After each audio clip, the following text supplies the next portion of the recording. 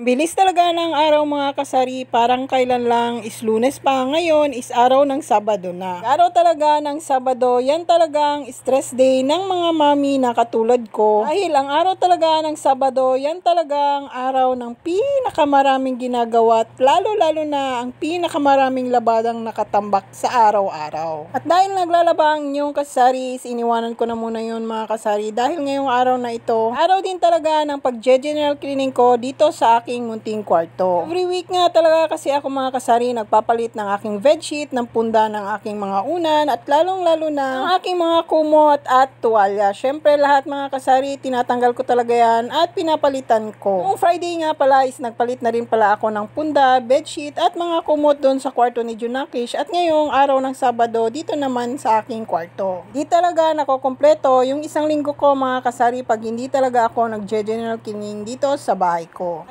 Ayaw ko kasi mga kasari na makalat, maalikabok yung bahay ko, lalo na pag naamoy ko na iba na yung amoy ng kwarto ko. Kwarto ko naman kasi mga kasari, ayaw ko yung kwarto ko na nangangamoy tao. Alam nyo ba yung nangangamoy kulob na amoy pawis na hindi mo talaga naiintindihan kung anong klaseng amoy yung meron ang kwarto mo, lalo na kapag naka-aircon ka mga kasari, naaamoy mo talaga na iba yung amoy. Ano yung mga amoy-amoy na yan mga kasari? Ano daw, nahihilo ako sa amoy-amoy na yan. So ayan mga kasari, no, kung nakita nyo, tinatahi ko po yung aking bedsheet. Kaya kung mga kasari tinatahi yung aking bedsheet, ayaw ko kasi na nalulukot sa tuwing humihiga ako. Gusto ko kasi mga kasari kapag nakahiga ako sa kutsyon ko, kung komportable ako at nasisiyahan ako kapag nakahiga ako. Bang gusto ko na fit yung pagkalagay ko ng aking bedsheet. Kaya tinatahi ko po talaga siya mga kasari para hindi siya malukot. Ay, hirap na hirap talaga ako natahi yung bedsheet ko na yan mga kasari. Pero okay lang yan. At least masatisfied tayo kapag tayo na'y nakahiga. At sa ilang taong kong pagtatahi ng aking bedsheet mga kasari, eto na po ako. Nagtatahi na naman po ako ng